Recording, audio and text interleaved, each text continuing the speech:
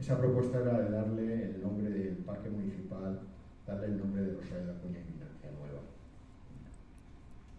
Bueno, creo que con el desarrollo de este proyecto hemos justificado sobradamente los motivos de esta petición. El personaje histórico de Rosario de Acuña está a la altura de Concepción Arenal o de Emilia Pardo Bazán, sus coetáneas, con la diferencia de que sobre ella se ha impuesto una potente losa de olvido. Para resquebrajarla encuentra todavía escasas complicidades en las instituciones y sus representantes, en el tejido social y sus miembros, en los medios de comunicación y en la sociedad en general. Esta losa, yo creo que en el ámbito académico y universitario parece que se está resquebrajando. Es decir, hoy en día, aquí tenemos a Solán, pero el libro está escrito también por varios especialistas. En la universidad se está trabajando sobre Rosario de Acuña, como veis, no solo en España, sino en otros lugares.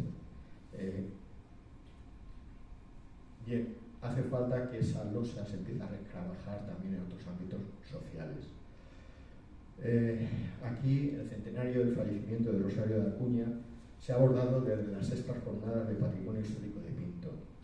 Pues Rosario de Acuña forma parte del patrimonio histórico-cultural de primer orden de este municipio, en el que residió durante más de 10 años, donde realizó su transformación personal y de pensamiento, donde elaboró sus obras más destacadas y donde se convirtió en un referente para las mujeres librepensadoras y algunas de las mujeres de la generación del 98, siendo el personaje más ilustre y de mayor trascendencia que ha tenido este municipio, y que debería tener, por ello, dedicado un espacio acorde a su importancia.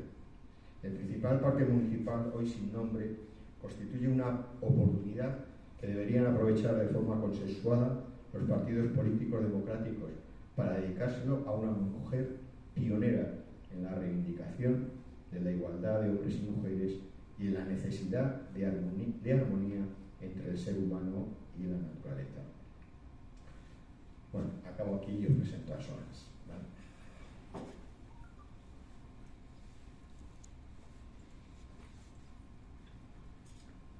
Bueno, pues como estábamos diciendo, hoy es un día de lujo, en el sentido de poder despedirnos de este proyecto teniendo a Solán, Heath y Sorgel, una de las mayores expertas en la figura de Rosario de Acuña.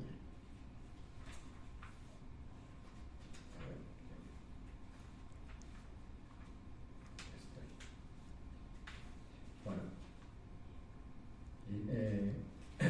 Solans es catedrática emérita de Lengua y Cultura Hispánicas de la Universidad de Toulouse. Jean Jaurès, de Francia, está especializada en la historia cultural de España de los siglos XIX y principios del XX, y más precisamente de la historiografía religiosa y las mediaciones culturales, historia del impreso, del libro de la traducción. En sus ámbitos de investigación se ha interesado por la literatura escrita por mujeres en los siglos XIX y XX y se ha dedicado varios trabajos a Rosario de Acuña. Entre estos trabajos estarían el pensamiento utópico de Rosario de Acuña, una obra colectiva del año 2009, publicada en Francia, la naturaleza como vía de conocimiento y regeneración en la obra de Rosario de Acuña, 1850-1923, en un libro editado por Dolores Tion Soriano, titulado La naturaleza en la literatura española, de la editorial Academia del Hispanismo. Rosario de Acuña y la literatura francesa, un viaje por el alma y la naturaleza, en este caso en un libro editado por Elena Hernández Antoica, titulado Rosario de Acuña, Hipatia, 1850-1923, Emoción y razón, de la editorial Abadá. La higiene es una religión humana, Rosario de Acuña, regeneración, salud e higiene en España en el siglo XIX, en un libro de Jorge Áviles Diz y José Manuel Goñi Pérez, como editores, titulado Literatura y Medicina, Teoría y Praxis, 1800-1930, de Ediciones de la Torre de Madrid. Y llegaríamos al libro que tenemos hoy, que es este libro,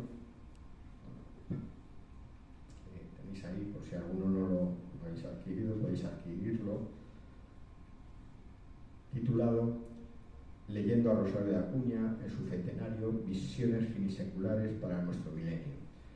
Solans ha hecho la edición, la presentación y además tiene dos trabajos publicados en el libro: Sentir, pensar y meditar, un compromiso vital a través de la lectura, y Rosario de Acuña y la naturaleza, un camino de perfección y conocimiento. Este libro está publicado en Madrid por la editorial Dickinson este mismo año, en 2023.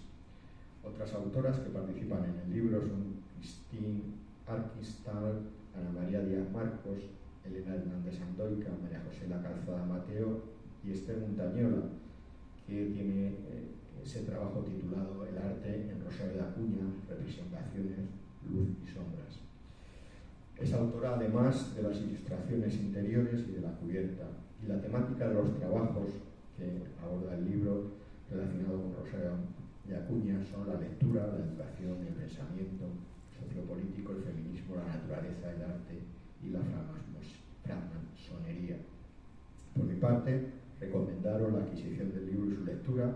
Creo que es muy interesante tanto para los que quieran iniciarse en el conocimiento de Rosario de Acuña como para los que quieran profundizar en alguna de las temáticas que toca. Por mi parte, nada más, y le cedo la palabra a Solán para que nos ilustre sobre su libro. Muchas gracias.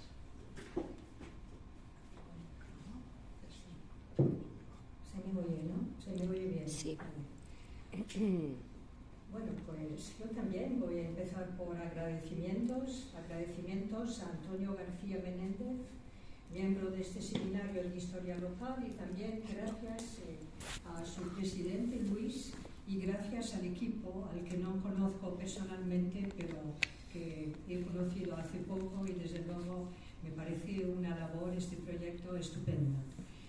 Todo lo que es cultura, difusión del pensamiento, espíritu crítico, me parece fundamental. También quisiera agradecer la Concejalía de Turismo, que ha permitido que yo estuviese aquí. La presentación de este volumen, que reúne varias contribuciones reflexivas sobre la figura de Rosario de Acuña, es fruto de un largo recorrido, evidentemente, en el que convergen diferentes voces: la de los historiadores, historiadoras, ensayistas, artistas como Esther, que reivindican la importancia de la memoria, porque yo creo que aquí de lo que se puede hablar también es de genealogías y filiaciones, y hablaré más precisamente de la filiación con José Volado más adelante.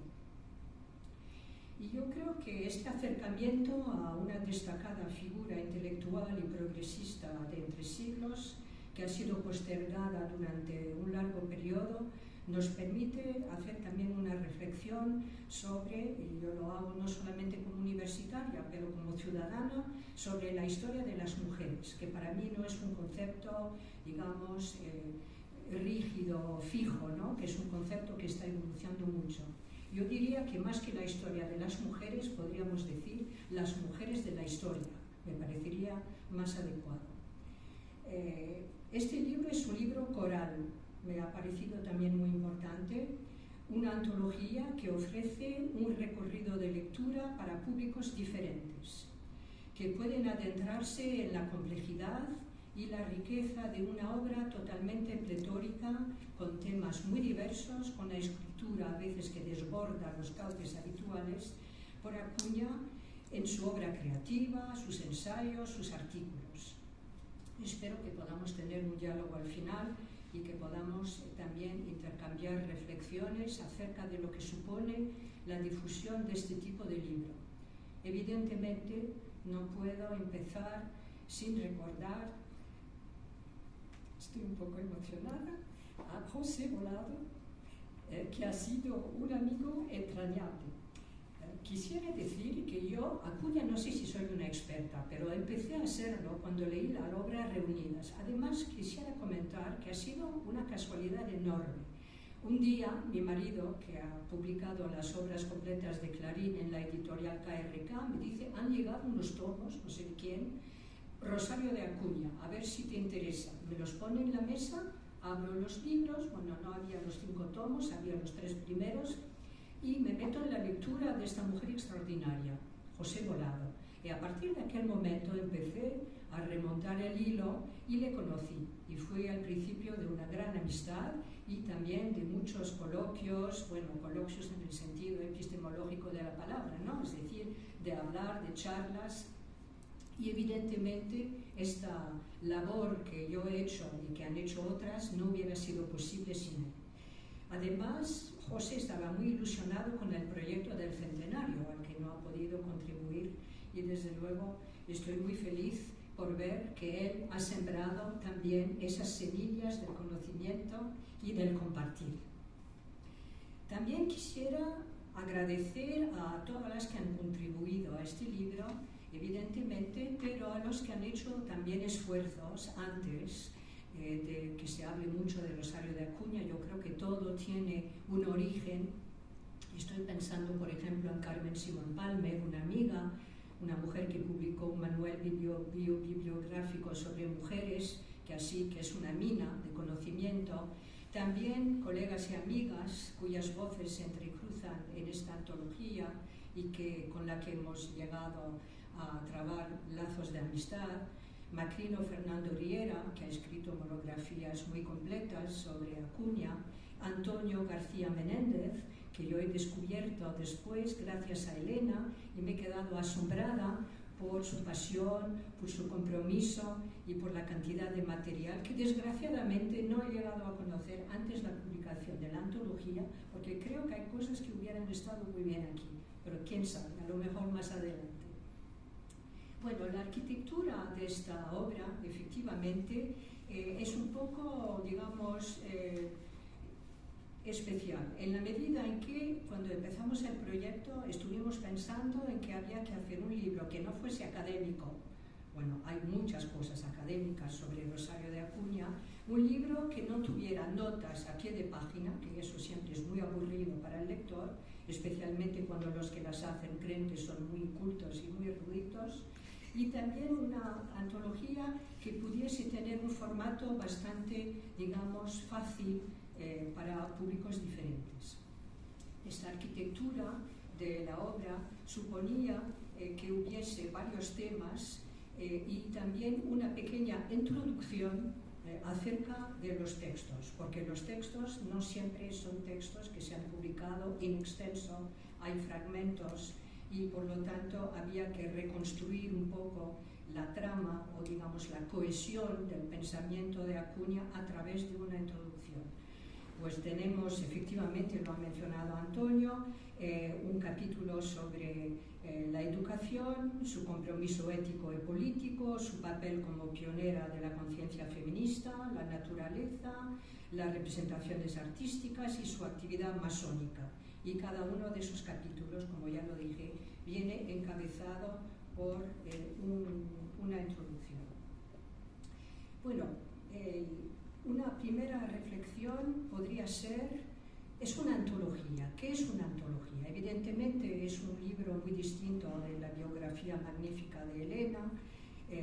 Es un libro que tiene varias finalidades. Primero, yo diría que es facilitar el acceso a públicos muy diferentes. Puede ser un libro quizás un poco insuficiente para grandes conocedores de la obra de Acuña, no sé. También puede revelarse como un instrumento de convergencia de un grupo de autores y autoras. Yo creo que es muy interesante tener esa confrontación de puntos de vista y también lecturas diferentes. Hay diferentes perspectivas críticas en el libro, en las correspondientes introducciones, por ejemplo. También la ventaja de una antología es que puede ofrecer textos originales, reproducidos, recuperar fragmentos periodísticos, librescos, de difícil localización, que salen revitalizados con pruebas argumentales.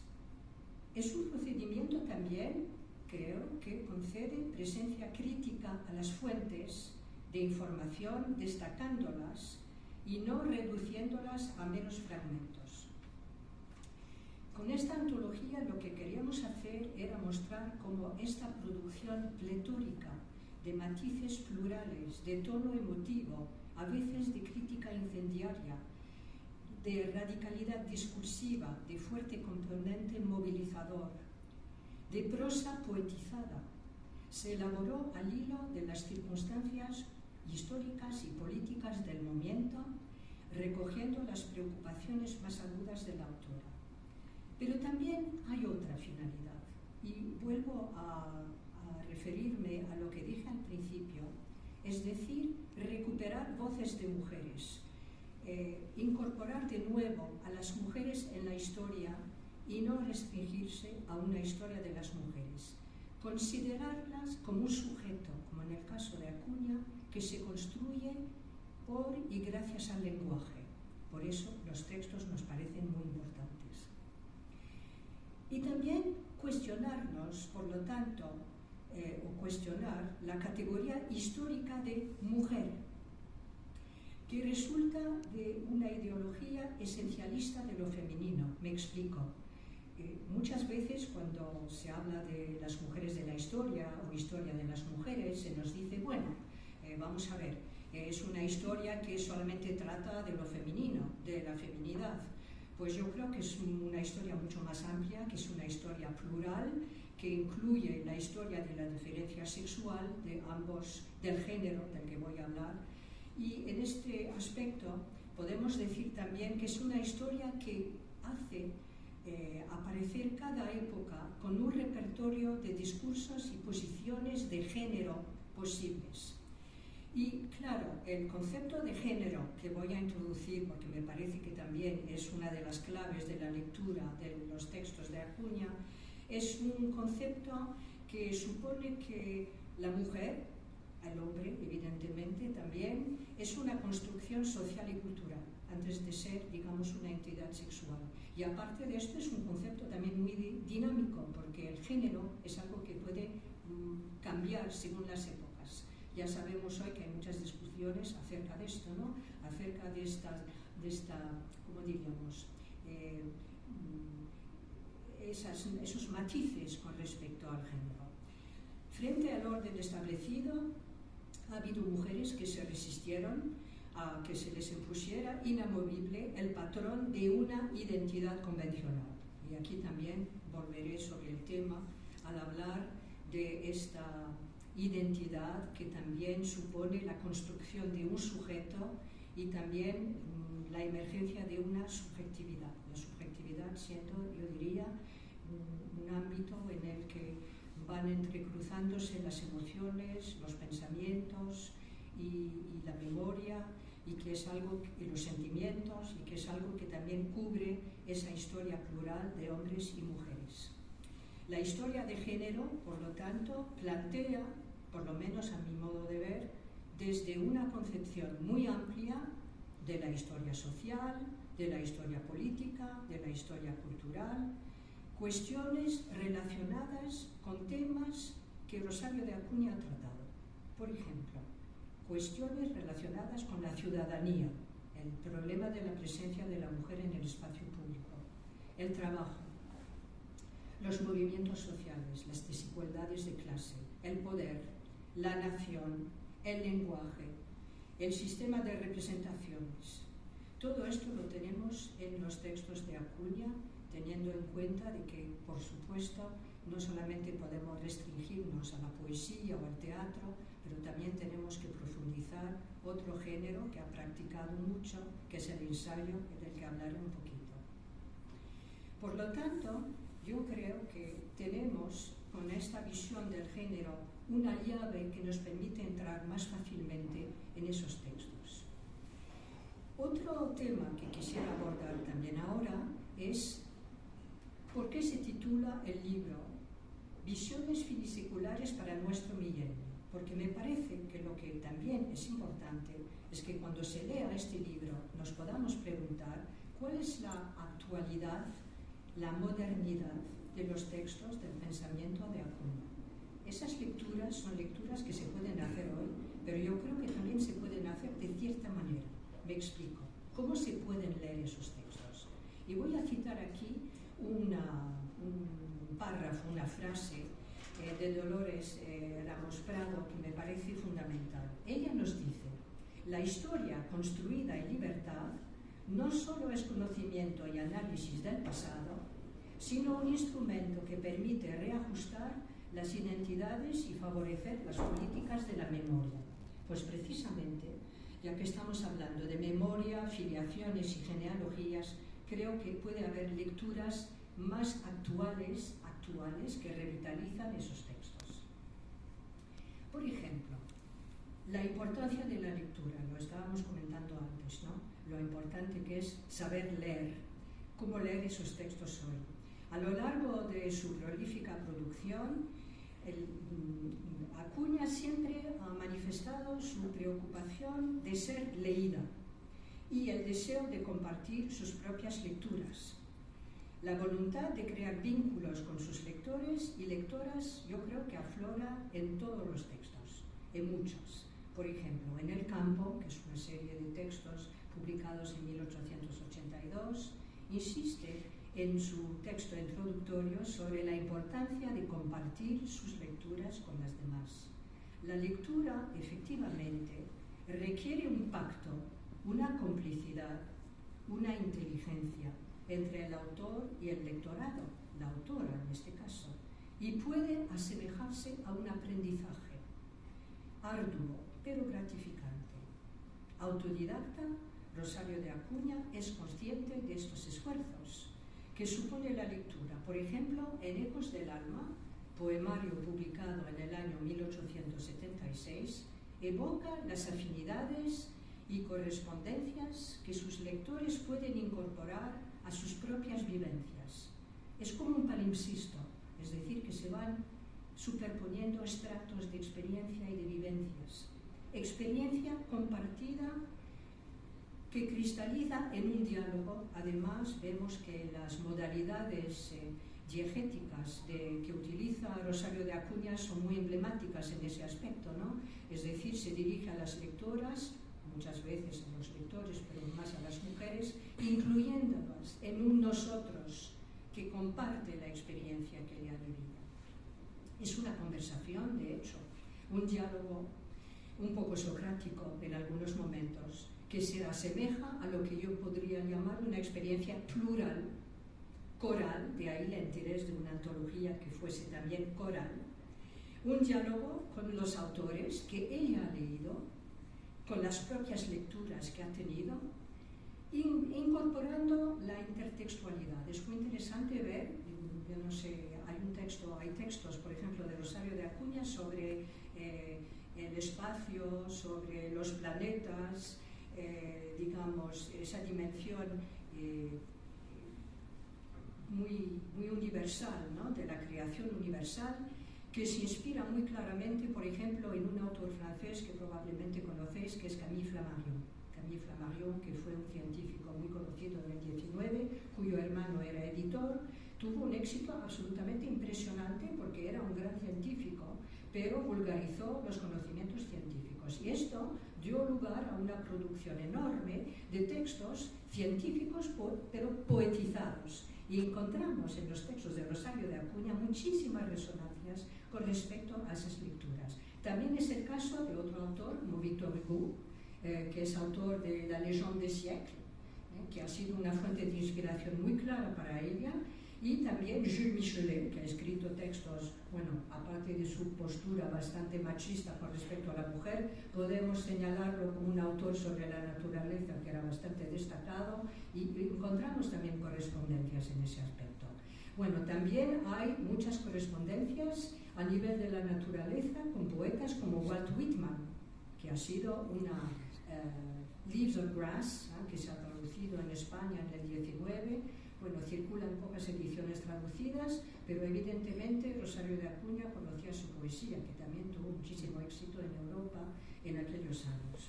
Bueno, entonces un diálogo no solamente con los lectores, pero también con lo que ha leído ella, con sus propios autores.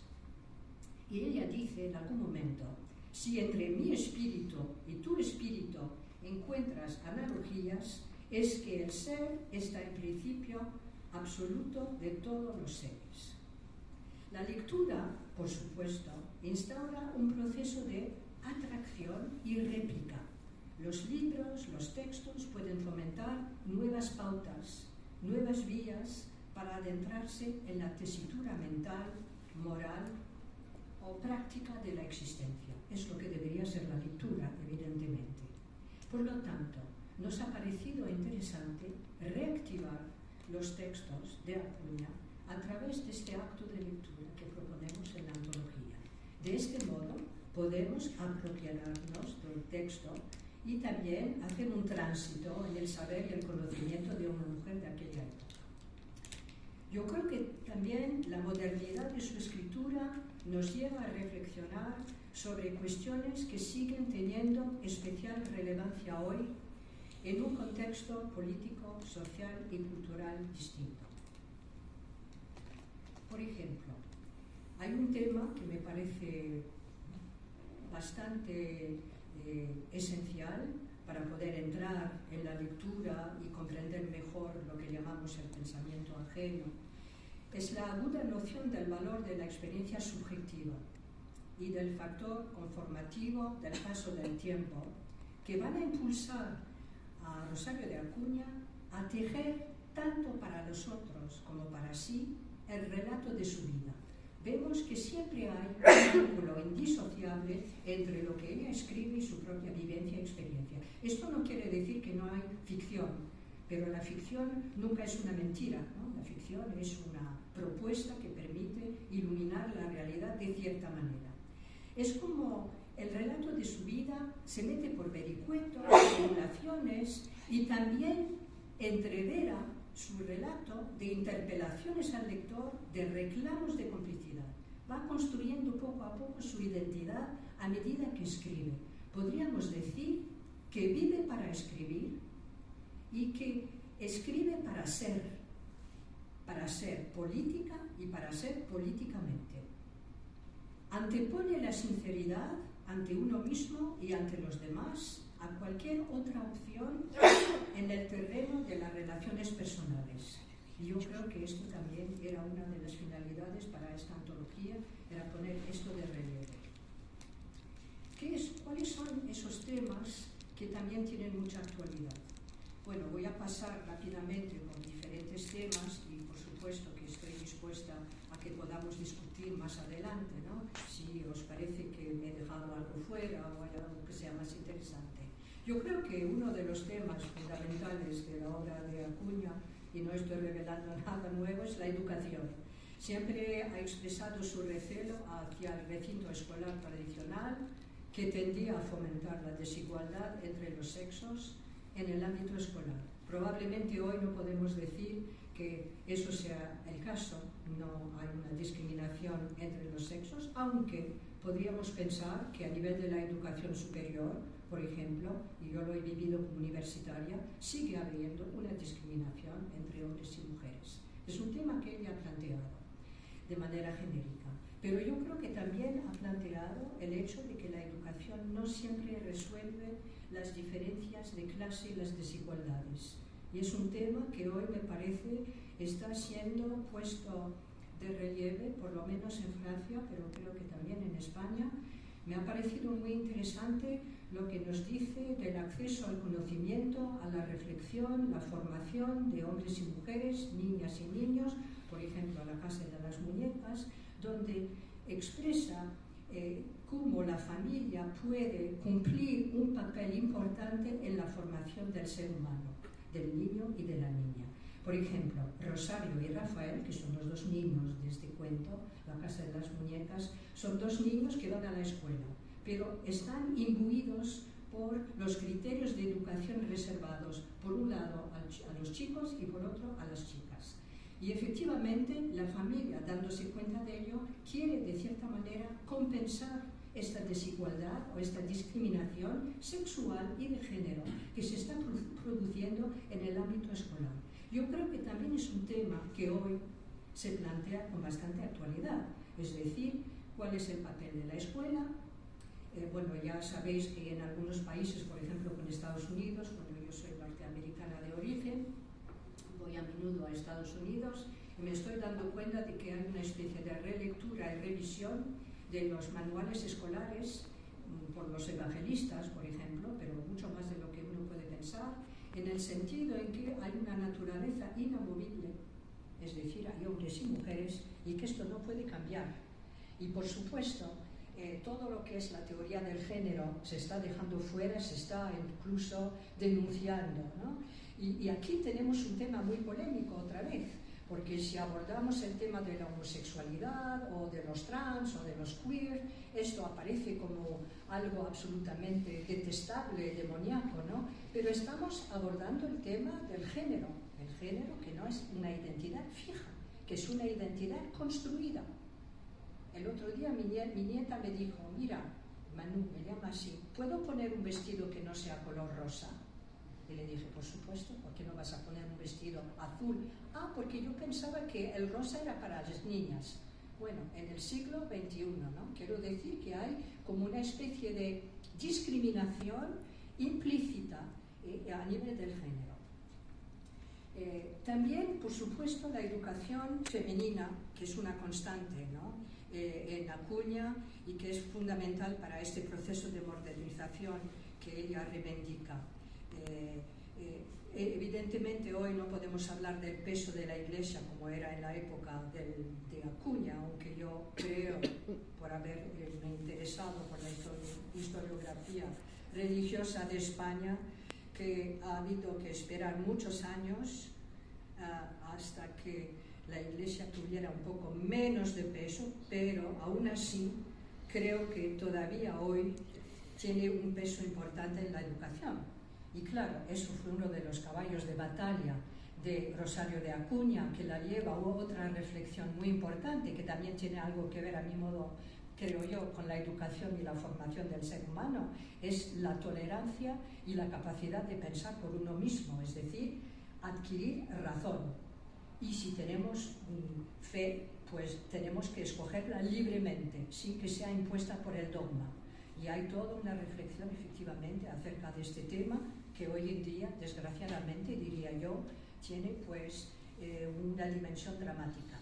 Es decir, la religión, cuando ya penetra en ámbitos que no están reservados, cuando ya traspasa las fronteras e implica una falta de libertad de pensamiento y de crítica por parte de los seres humanos, puede tener resultados dramáticos. Y creo que ahí también pues, podemos leer los textos de Acuña acerca de esto con mucho interés. No voy a profundizar porque resultaría aburrida mi presentación, no quiero pasarme demasiado. También el tema de la autosuficiencia en la educación. Estoy pensando, por ejemplo, en todo lo que propone Acuña para que las mujeres sean más autónomas y más precisamente en las experiencias de esas granjas rurales en las que las mujeres pueden adquirir no solamente la capacidad digamos, de autonomía, autosuficiencia, lo que la lleva a otra reflexión sobre la importancia de no depender financieramente de entidades distintas, por ejemplo, la posibilidad de producir de manera autónoma, de crear cooperativas en las que la gente esté autosuficiente. Pues esta autosuficiencia de la mujer está basada no solamente en la autonomía en el trabajo, pero en la observación y en la adquisición de, digamos, competencias prácticas, científicas. Por ejemplo, la astronomía o la ciencia en general. Todo esto hace que el ser humano, y la mujer en este caso puede ser más autosuficiente. Eso también me parece un tema interesante a nivel de lo que se está discutiendo hoy, por ejemplo, a nivel laboral y a nivel de la autosuficiencia en general. Como decía Acuña, no se trata en muchos casos por parte de las mujeres de una insuficiencia intelectual, es una insuficiencia por medios y no por origen. Y aquí también tenemos un debate interesante. Su propuesta para las escuelas laicas, no vuelvo sobre el tema porque me parece que ya es evidente. El feminismo, la feminidad. Yo creo que hay que recalcar que Rosario de Acuña no habla de feminismo, habla de lo femenino, que también eso es importante. Desde sus primeros ensayos, Acuña afirma la igualdad como un apriorismo absoluto, considerando que los dos sexos están marcados por, la cito, la igualdad más perfecta como equivalentes en nuestro común origen, y que toda diferencia es el resultado de la falta de educación que había obligado a la mujer a vivir, cito, en condiciones de ignorancia y ofuscación. Y ante esta situación, ella opta por problematizar la definición de la mujer, subrayando que las aptitudes de los dos del sexo eran infinitas.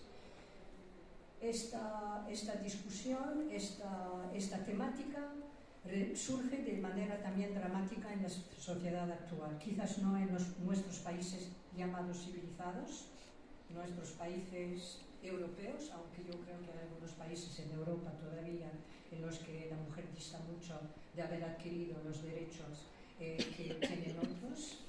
Por ejemplo, y me voy a referir a este tema que me parece fundamental, disponer de su cuerpo con libertad.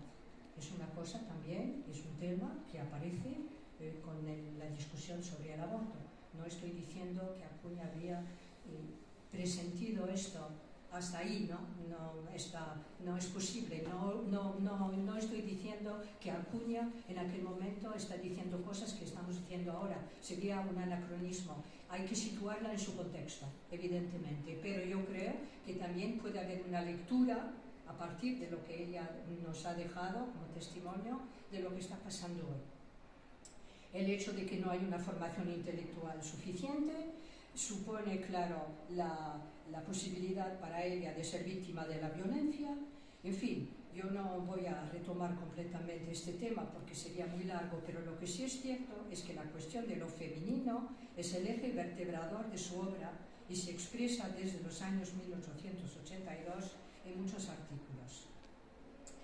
Para ella lo que es importante es la defensa de esta libertad inalienable de la mujer como individuo y no como mujer, como sujeto.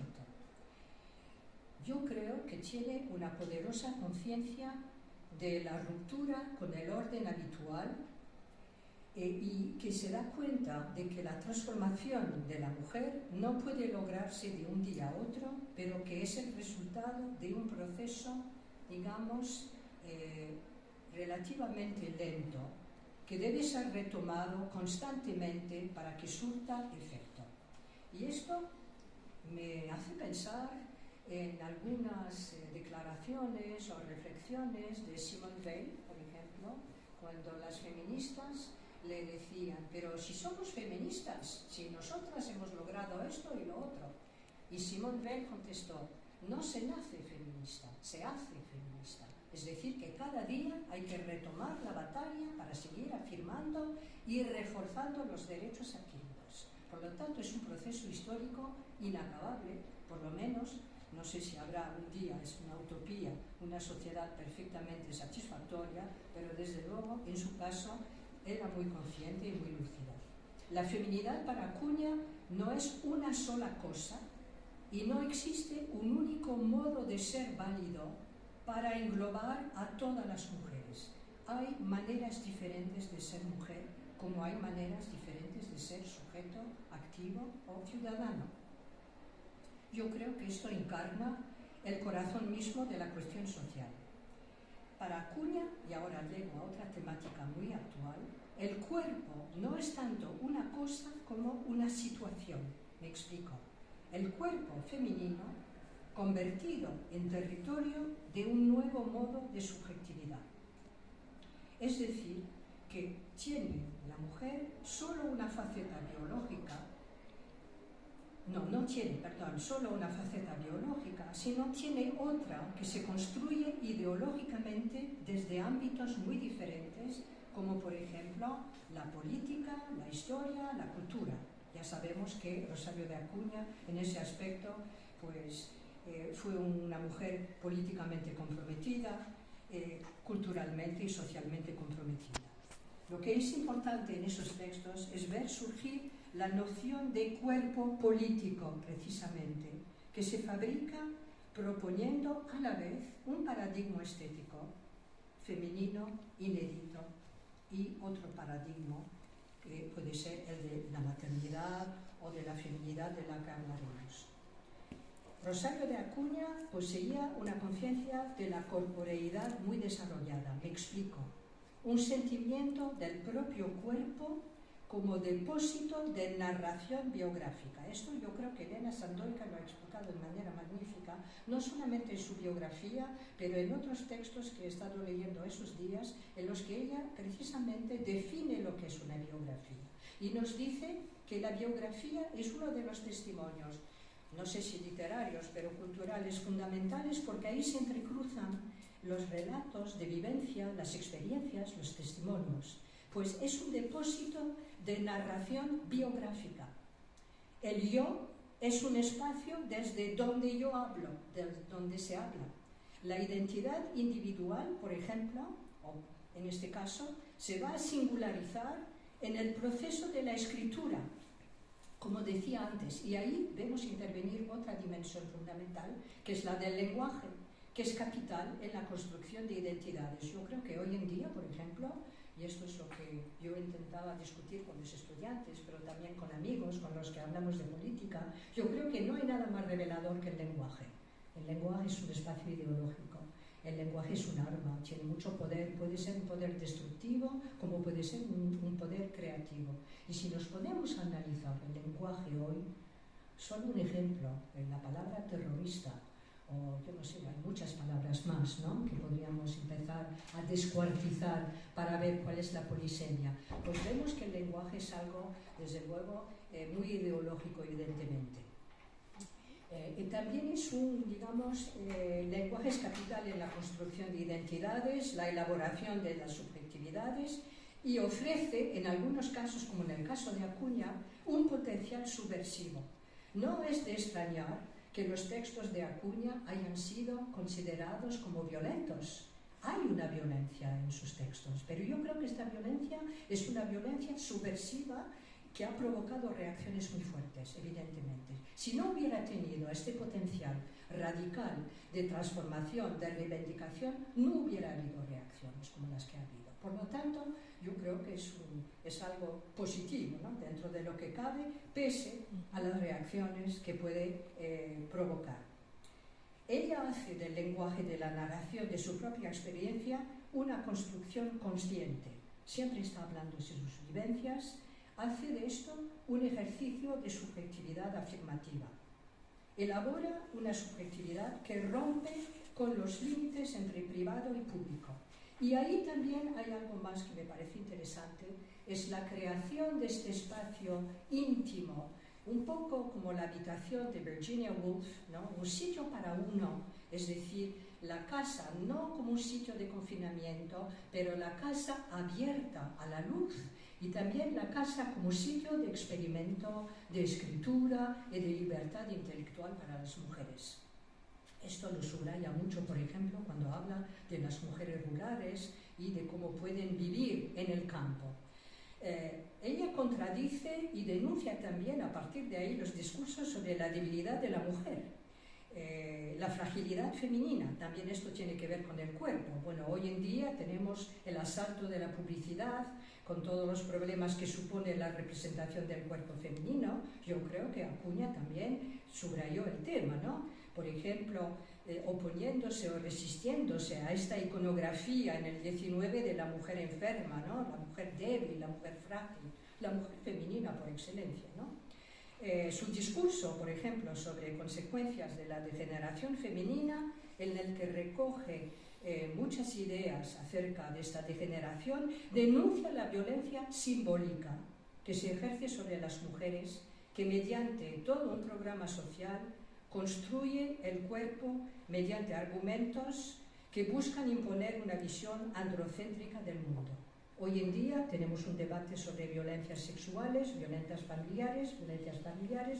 Yo creo que el cuerpo está realmente ahí en el centro de esas discusiones, porque precisamente se plantea el tema de quién dispone de mi cuerpo libremente. ¿Hay derecho de agredir un cuerpo que no es el tuyo?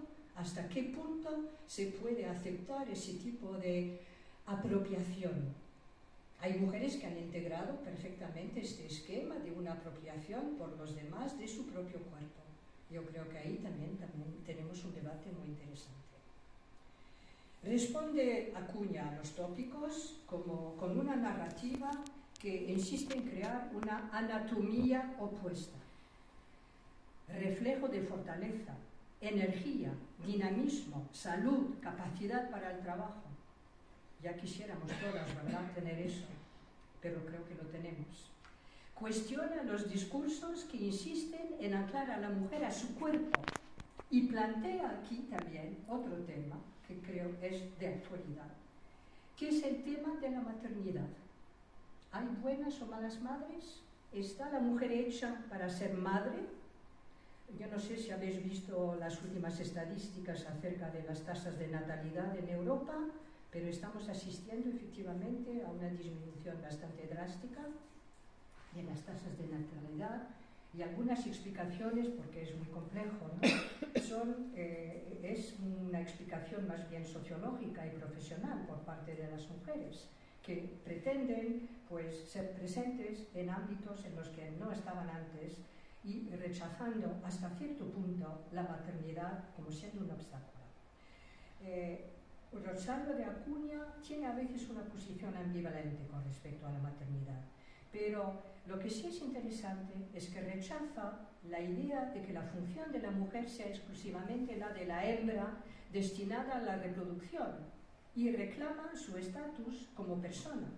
En su discurso, Algo sobre la mujer, considera que el error de base es la supuesta inferioridad de la mujer.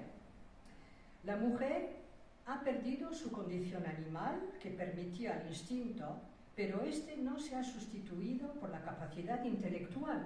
Es decir, que si una mujer no educa bien a sus hijos, no lo puede hacer bien porque ya no tiene el instinto animal, lo ha perdido, como los animales. Ella observó a las crías y cómo se comportaban las madres con las crías, las alimentan, no las dejan morir, pero si no hay el instinto, tiene que haber la inteligencia y la formación y la educación para ser una buena madre. Si no, no se puede ser una buena madre. Todavía tiene que ser una persona que pueda ejercer un ejercicio maternal consciente, volcándose, entre otras cosas, en la educación en igualdad de los hijos. También cuestiona Rosario de Acuña la validez de la representación de la madre amantísima, diseminada en la prensa de aquella época. Y ella dice, ni instinto ni entendimiento. Es un artículo donde plantea que hay mujeres que han perdido, ya lo dije antes, el instinto animal. Hay mujeres que no quieren ser madres. Y yo creo que anticipa un poco lo que dijo Simone de Beauvoir en El segundo sexo, donde dice que la maternidad, en el fondo, pues, es una construcción también cultural y social. Bueno, no voy a entrar en esta discusión porque supongo que puede haber opiniones distintas, pero volvemos a lo que decía antes, es decir, que la mujer ya no es una entidad inamovible, no se puede definir de manera esencialista, se tiene que definir a través de todo el proceso de construcción de su identidad a nivel social, cultural y político. El cuerpo enfermo, otro tema importante en los textos de Acuña. Tú dime, resume, si es que el cuerpo enfermo también constituye un símbolo poderoso de falta de salud del organismo social. Bueno, Rosario de Acuña estuvo enferma, tuvo un problema de visión grave, estuvo muy afectada, y lo dice muy bien Elena Sandoika, por la muerte, ¿no? Tenía una conciencia de la muerte, de la enfermedad, probablemente debido no solamente a su situación, pero también a la muerte de su padre y de parientes o de allegados que habían sufrido una enfermedad. Y Rosario de Acuña, la reflexión que tiene sobre el cuerpo empieza por su propio cuerpo, evidentemente, ¿no? ¿Cómo lo puedo cuidar? ¿Cómo lo puedo curar? Y hay unas páginas absolutamente extraordinarias, yo creo, que ya nos llevan a la epidemiología moderna, ¿no? De cómo se puede uno curar de manera sana, sin pasar por los medicamentos o sin la prostración física. Esto la lleva a una reflexión sobre el ejercicio físico, la alimentación, la epidemiología en general. Por ejemplo, cuando escribe sus textos sobre la tuberculosis y que va por los montes y ve a las viviendas insalubres, presas de superstición, de miseria y de ignorancia, tiene una conclusión como epidemiologista y como socióloga absolutamente lúcida, es decir, que la pobreza origina la miseria física. Y yo creo que hoy en día también podemos ver que la gente más pobre es la que menos bien se alimenta, que menos condiciones de alojamiento tiene. Tenemos hoy en día este problema grave de cómo puede ser, cómo un ser humano puede seguir siendo en buena salud, ¿qué es la salud?, si no tiene la base, el alojamiento, la alimentación, etc. Una reflexión que también es muy moderna en eso, yo creo, se refiere a la manera de vestirse. Las mujeres encorsetadas, que no dejan al cuerpo expresarse libremente, ¿no? No hay nada erótico en lo que estoy diciendo, os tranquilizo. Un cuerpo que tiene la posibilidad de expresarse en el movimiento, en el ejercicio físico. También es otro tema interesante. Y como lo dije antes, un cuerpo que requiere un espacio propio, un hogar racional, es su expresión, en vez de un territorio de discriminación. La casa de campo es un espacio liberador para la mujer. Bueno, yo creo que he cubierto muchos temas.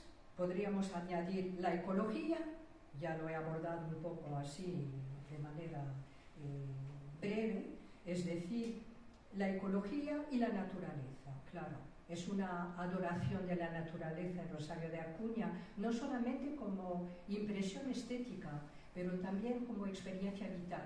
Y yo diría incluso como experiencia filosófica. Yo creo que ahí tenemos también una clave de lectura muy importante. Es decir, Rosario de Acuña nos dice, ojo, nos estamos alejando de la naturaleza. En cuanto nos alejamos de ella, pues hay que pagar el precio. Y somos parte de esta naturaleza, no somos más que un elemento. Y esto nos retrotrae a una visión totalmente, yo diría, no androcéntrica, pero una visión en la que el hombre es superior a la naturaleza, que empezó a fraguarse a finales del 18, a lo largo del 19, con el desarrollo de las sociedades industriales y del mito del progreso, el progreso que no podemos negar, pero que suponía que el hombre tenía el control absoluto sobre la naturaleza y que mandaba. Hoy en día nos estamos dando cuenta de que es todo lo contrario.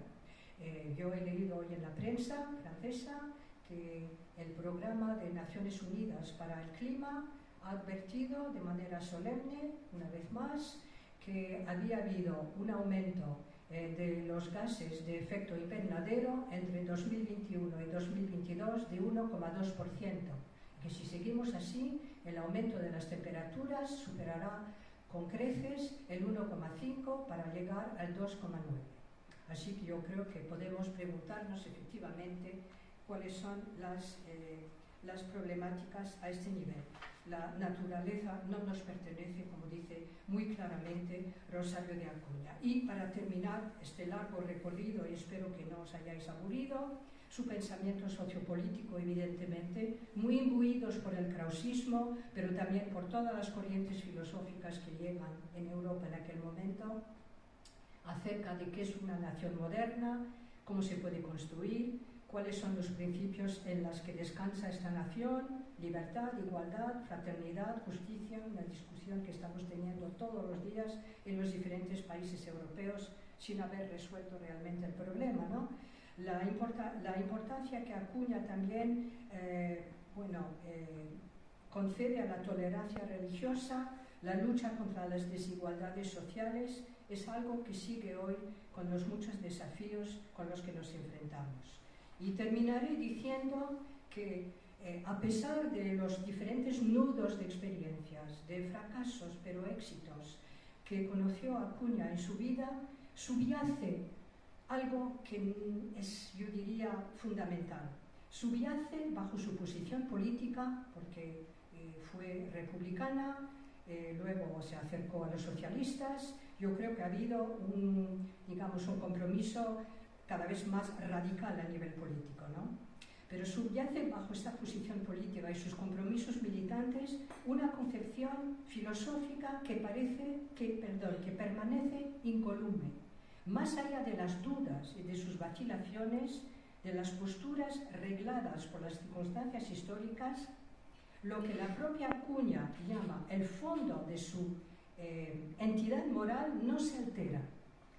Las expectaciones, los anhelos que representan para ella el ideal humano se nutren de una honda espiritualidad, de una constante atención al mundo interior. Son esas mismas aspiraciones espirituales, incluso místicas, pero profundamente humanas, las que la llevan a no descuidar el alma, a buscar el ensanchamiento del horizonte vital. Es intelectual, humanista ante todo, compromete sus fuerzas y sus convicciones para la polis, en el sentido griego de la palabra. Es quizás utópica en algunos momentos, pero buena falta hacen las utopías. Quiere reabrir el futuro, contribuir a forjar un horizonte de esperanza personal y colectivo, porque, y cito sus palabras para concluir, solo en la idealidad se sostiene el conjunto de la obra. Muchas gracias.